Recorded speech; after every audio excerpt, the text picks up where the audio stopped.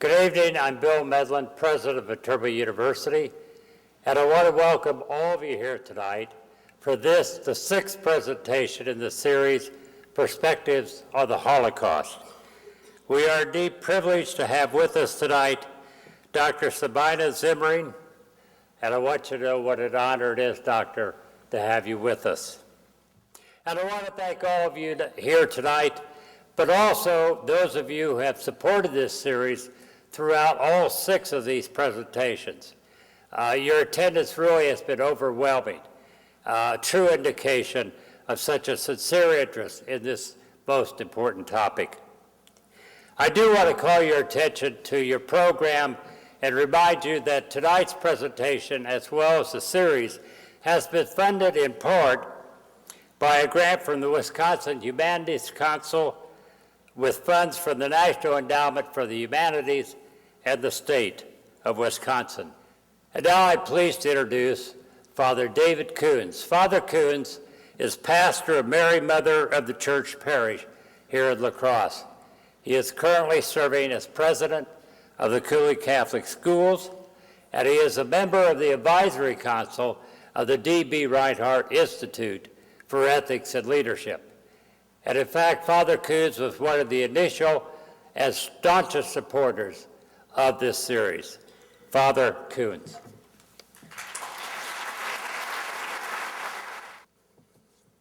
Dachau, Buchenwald, Mauthausen, Bergen-Belsen are some of the names that have come to be synonymous with the Holocaust, the Shoah. Anyone who has been to one of these camps, either during the war or now as a visitor, comes away changed forever. And yet the concentration camps and their subsidiary camps are just a part of the overall horror of what we call the Holocaust.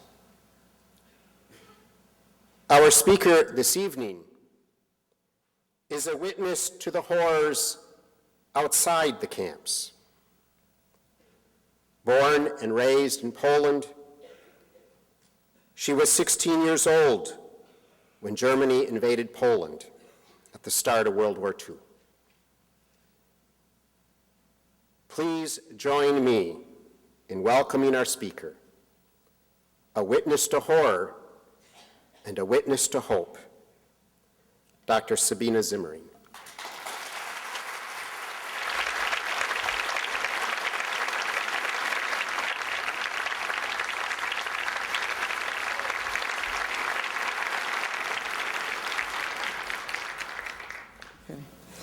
Well, thank you very much for inviting me, and thank you for your interest in the Holocaust and in my story. I grew up in Piotrków, Poland. I was the oldest of 3 children. My father was a businessman, my mother was a teacher. I had cousins, aunts, uncles with whom we observed our holidays. While most of them lived in a Jewish part of town, my father's coal business was in a Polish part, and that's where we lived, and I attended the neighborhood grade school. In Poland, church and state were not separated, and a priest used to come to our school to teach catechism. As a Jew, I didn't have to study it or take any exams, but by listening in, I became familiar with the Catholic religion.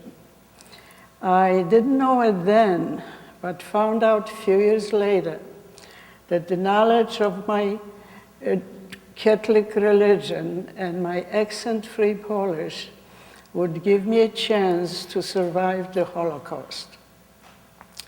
My perfectly happy, normal childhood and early youth came to an abrupt end on September 1st, 1939. I remember the day vividly. It was a crisp, sunny Friday.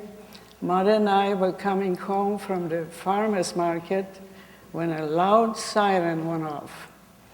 I knew right away what it was and began to complain. Not another exercise to quickly get off the street, find shelter, and wait for the all clear signal. And I was telling to my mom, we've been doing it for weeks. I know it by heart. How boring. I was 16, and boredom was my worst enemy. As Mother and I were crossing the street, I detected a strange noise in the sky. I hardly had time to look up when I heard a loud explosion, one after another. The ground shook. Bombs, real bombs, began to fall. September 1st, 1939 was the beginning of the Second World War. The Polish army was not able to stop, not even slow down Hitler's powerful attack. Our country collapsed, And within few days, my hometown was full of German soldiers, and within few weeks, they began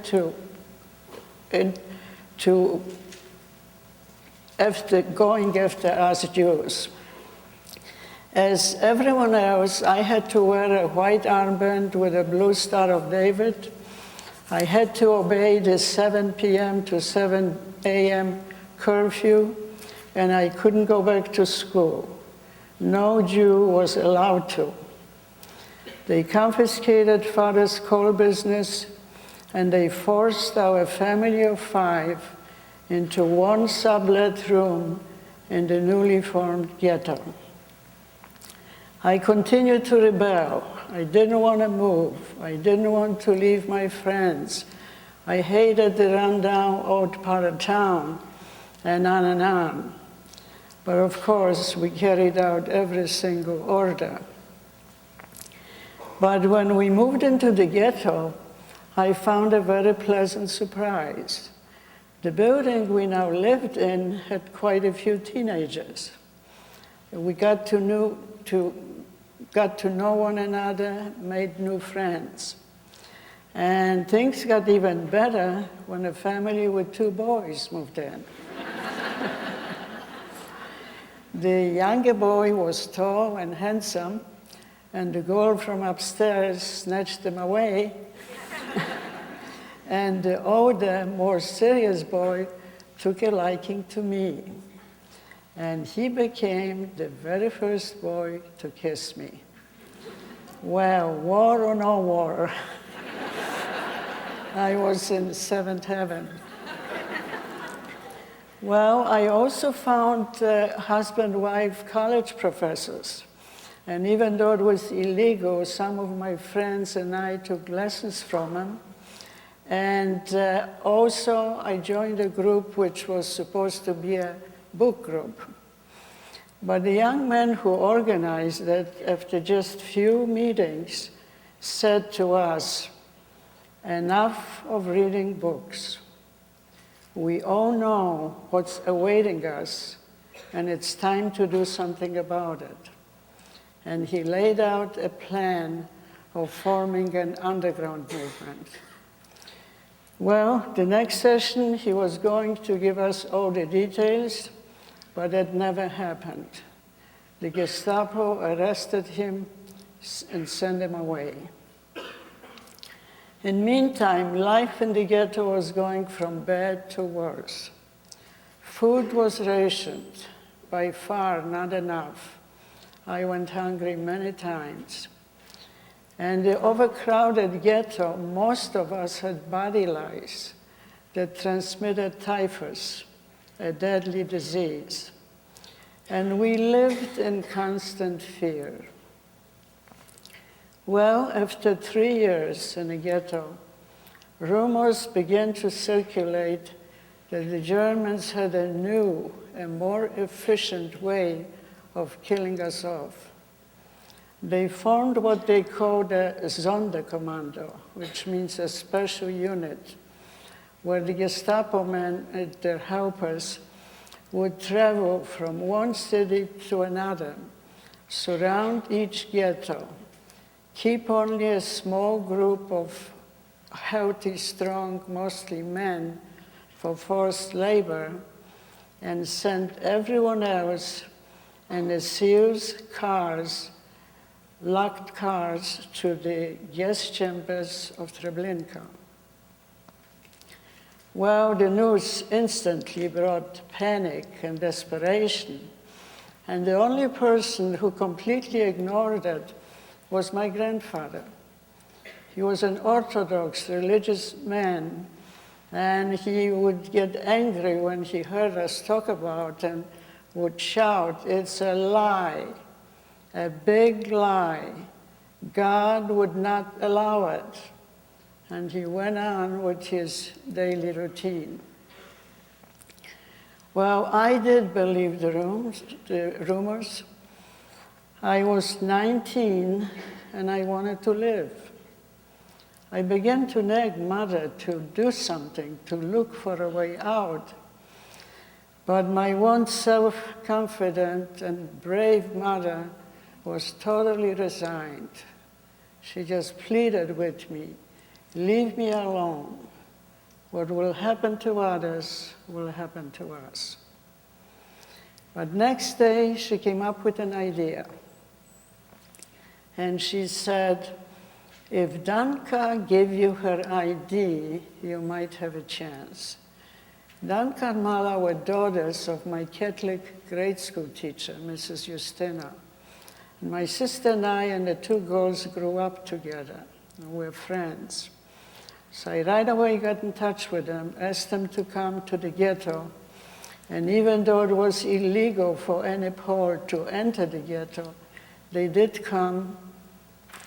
Mother described to them our situation and asked if Danka was the older sister, if she could give me her ID and she could report it as lost and get another one. Well, she said, I have to talk to Mother first. I can't decide this on my own. And she said, we'll come back and let you know. We had no phone, so you had to do it in person. Well, when the girls left, I was sure I would never see them again. I assumed Mrs. Justina would be afraid. Well, about a few days later, they were back. And instead of one ID, they brought 3 of them. They looked like little passports. And they showed us where to paste the photo, where to sign it, and they handed one to my mother, my sister, and myself. And I remember the look my parents exchanged. It was total disbelief. Suddenly, we had a glimmer of hope. Well, it didn't take long. Another very important date. It was October 14, 1942. The apartment, it was around midnight. The apartment was dark and quiet. I was up reading when I heard a loud bang of the front door. A neighbor just came back from his night shift and called out, they are here. The Sonderkommando is at the railroad station unloading. Well, all the doors opened up, the neighbors came rushing out, crying, praying. And one of them was pretty critical, and he said to the man that just came back, he said, I worked there too. Taking off the luggage doesn't mean a thing. They always change trains. It's nonsense what you're telling us. Well, everyone hoped to hear something like that. The neighbors calmed down, went back to their apartments, and when the building got dark and silent again, Father whispered, we are leaving right now. We took off our armbands, put on extra underwear, extra clothes, no suitcases. We took our false IDs, and one by one, we sneaked out of the ghetto. We went to the lumber yard where Father worked for the Germans. And we thought we'll spend the night there, and maybe it will turn out to be a false alarm. But around 2:30, 3 o'clock in the morning, we could hear cars, trucks, barking dogs, and shooting. The Sonderkommando did arrive. We were out of the ghetto, out of the threat, but still in danger. We had no plans, didn't know what to do next. So parents decided that Father should remain where he is. It was his legal job. The 4 of us would split. Mother would be with my brother, he was 11 at that time, and I with my youngest sister. And we will try to find shelter just for a few days until the Sonderkommando moves on. but it turned out to be way more difficult than what we expected. First of all, after just a couple or so days on the Polish part of town, someone recognized Mother. They called the police, and she ended up in Treblinka. My brother sneaked back to the ghetto to be with my father, and my sister and I had a hard time finding someone who wouldn't be afraid to take us in. We were spending days just walking aimlessly in the streets. At night, we would sleep on stairways of strange apartment buildings, and I knew that wouldn't last very long. So we went to Mrs. Justina. And I still remember when we knocked on the door, she opened the door, and she was shocked to see us. But she took us in, put us up in the attic, and asked that we'll be as quiet as we can, because Mr. Justina would not allow it. Well, the attic was like any other one, full of dust, bags, boxes. The ceiling was so low we couldn't even stand up, but it felt wonderful. I thought we'll make it through the rest of the war. But unfortunately, they happened to have a house guest who somehow detected us. He frightened Mrs. Justina, and she told us that we can't stay there any longer. So I got in touch with our father, who was in the same town in a forced labor camp, to get advice what to do next. And his advice was, start using the false IDs and volunteer to work in Germany. When I got that message, I thought, what a scary thing to, instead of running away from the Germans, he's telling us to go right into the country. Well, he had a good explanation. He knew the situation overall. At the end of 1942, the war wasn't going well for the Germans. They were retreating, they had heavy losses, and they desperately needed foreign workers. And they had already several millions of people from the occupied European countries. And Father felt that it would be easier for us to pass as a Catholic Pole among different nationalities than to remain in Poland. Well, we took his advice, went through a very thorough and long preparation, and left with a large transport of Polish men and women assigned to various destinations. My sister and I ended up in Neustadt-Orla, which is a small town in eastern Germany. We both worked in a large factory and lived in a barracks. They called it a lager for foreign women. And again, I thought, well, that's wonderful. We have a job, we had a roof over our heads, food. This will probably carry us through. But after about 3 or 4 months, we had to run again.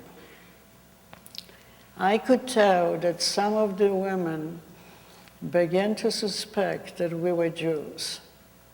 And I remember I had a hard time convincing my sister that it's getting dangerous, we should move. And she said, where will we go and how? And she thought, why don't we wait a while? I said, well, if we wait a while, it will be too late. Just so happened, after the war, I found out that that's exactly how it went. Someone did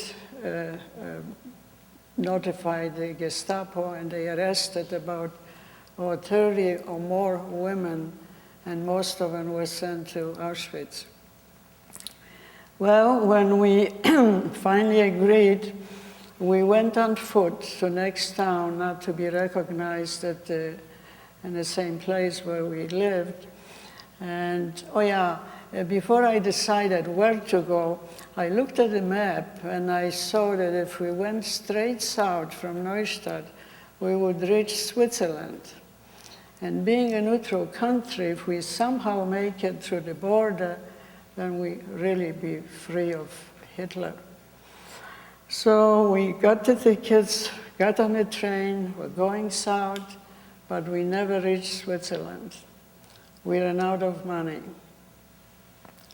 The city we ended up in was Regensburg, not far from Munich in Bavaria. Well, the first thing to do was to find a job.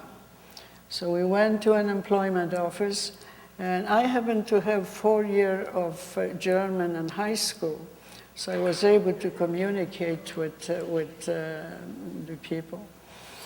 Well, and the officer was very pleasant at first, but then he got suspicious, and because I told him, we are from Poland, we volunteered to work in Germany, and we were coming through with a large transport, but somehow in one city we had a long layover and we got separated. In fact, I said, we're still looking for him, maybe you could help us. He said, no, that's not what I'm supposed to do. But he said, I will have my secretary take you across the street, and that's where you should find help. And as we followed the young woman, I saw a long red flag with a black swastika in the middle, which was the Nazi symbol. And the minute we entered the building, I could tell we were at the headquarters of the Gestapo. Well, the man assigned to us, the Gestapo man, had something very frightening about him. He was of a small build, but had this cold look and just frightening from the first minute. He repeated the same thing. How come you are here on your own? Most foreigners arrive with transports and so on. So I repeated my story, and he shouted, stop lying. And he hit me in the face. And I could see him raise the hand again and shouting, you better tell the truth. When the door opened, 2 young Gestapo men saluted him and told him, you are going to be late to your meeting. Well, before he left, he called a young woman, German woman, and I don't remember whether she was uniformed or civilian, but he told her to do a body search on us.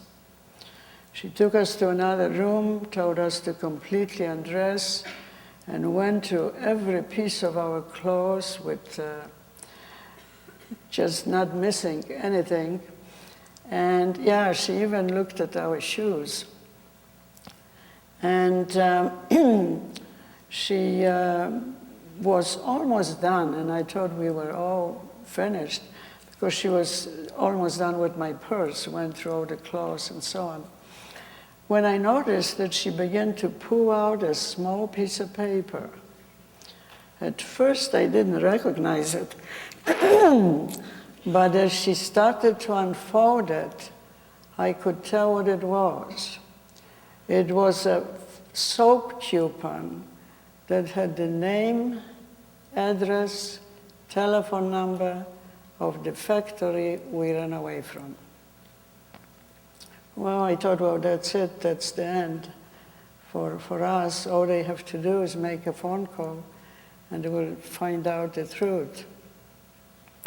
She told us to get dressed, took us back to the office, and the Gestapo man that replaced the first one somehow was not quite as frightening, and he seemed to be preoccupied with what looked like a major case, because the phone was ringing all the time, the officers were running back and forth, so he didn't want to waste too much time on us. He kept the soap coupon, but he did give us back our IDs. And that was like a miracle. We went back to the employment office, and that officer was surprised too, and he said, "Oh, they let you go." Well, he didn't have much trouble finding us a job, and I asked him to assign us, the both of us, to one place, and he did it. And he assigned us to Maximilian Hotel. Maximilian Hotel was and still is the most elegant hotel in Regensburg. And everything there seemed much better than the factory. We didn't have to sleep in bunk beds, we had regular beds. There were 3 women to a room instead of one open space for everyone. Food was better, work wasn't any worse, except at the beginning I didn't realize that all the guests in this hotel were high-ranking military, no civilians. So there we were, in the midst of our most feared enemy. Well, we didn't have the money, we didn't have the guts to run again. So we decided to, whatever will be, and we will stay. We worked there for almost 2 years, did have several close calls, but April 27, 1945, the American army conquered Regensburg. And I remember the trucks full of happy GIs shouting, "Hitler kaputt," and throwing candy for the schöne Fräuleins, for the nice young women. Well, I felt like calling back to them, "You young boys, you risked your lives, you saved the world, you saved my sister and me," but I didn't. I just held on to her and tried to hide my tears. Well, the war was over for us, and we wanted to get back as soon as we could. And when we did go to our hometown, things looked again coming back to normal, except for the Jews. I didn't find any Jewish neighbors, no Jewish friends, no cousins, aunts, uncles. Out of our extended family of over 50, 7 of us survived. I also didn't find my father or brother. They were in Buchenwald concentration camp.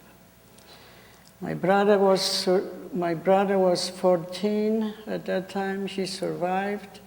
Father was 47, he did not. The Gestapo sent him on a death march 2 days before the camp was liberated. It was just too painful to remain in Poland, so we went back to Regensburg to leave from there to immigrate. And when the Munich University reopened, I enrolled in medical school.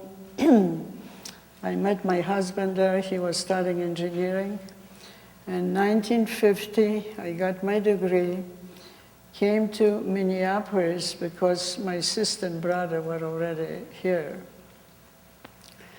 Well, ever since then, life more or less came back to normal, except for the high losses that we had. And we decided, at that time, I was already in Minneapolis, yeah.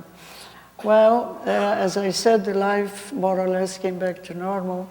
I practiced medicine in Minneapolis for 42 years.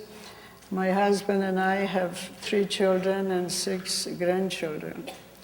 If it wasn't for the kids, I would have never planned to write the book, because what was very common among survivors was the difficult decision whether to talk to the children about what we went through or not, and if so, at what age and what to tell them, what not to tell them.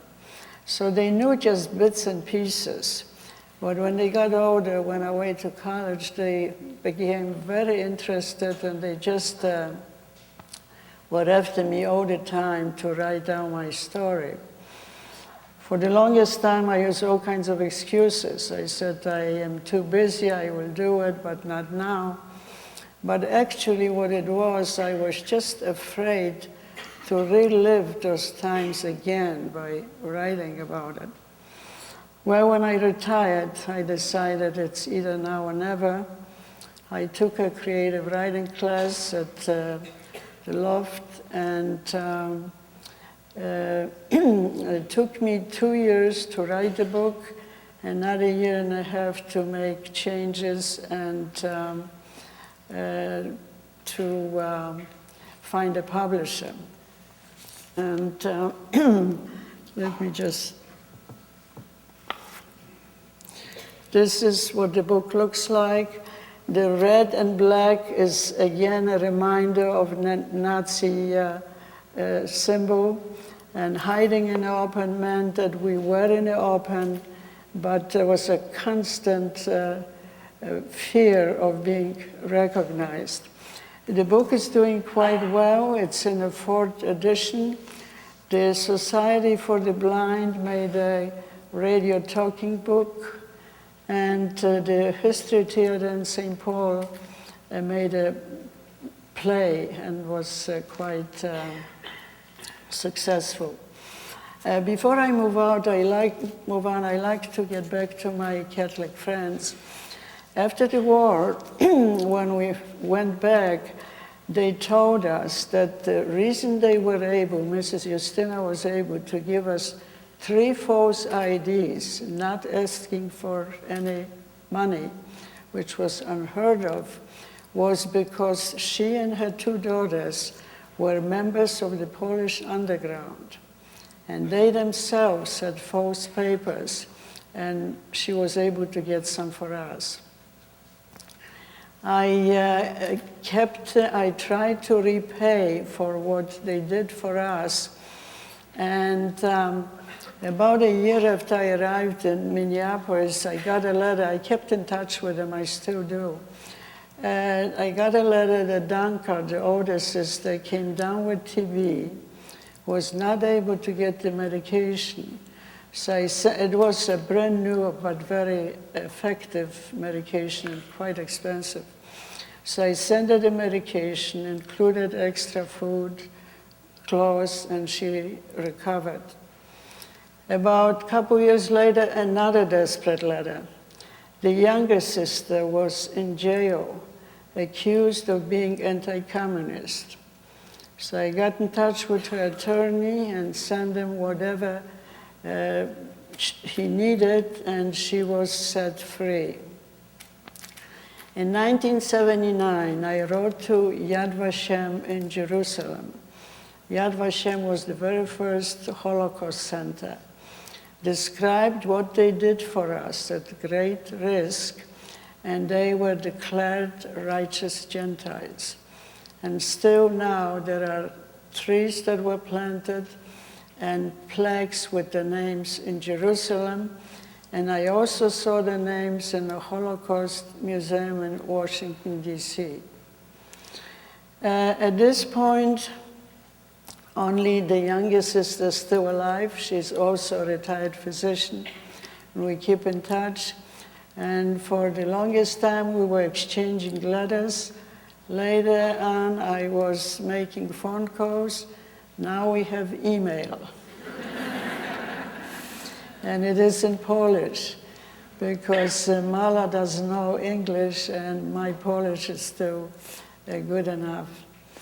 So at this point, the 2 of us hope that the friendship of a Christian and a Jewish family that lasted for 3 generations will go on for years to come.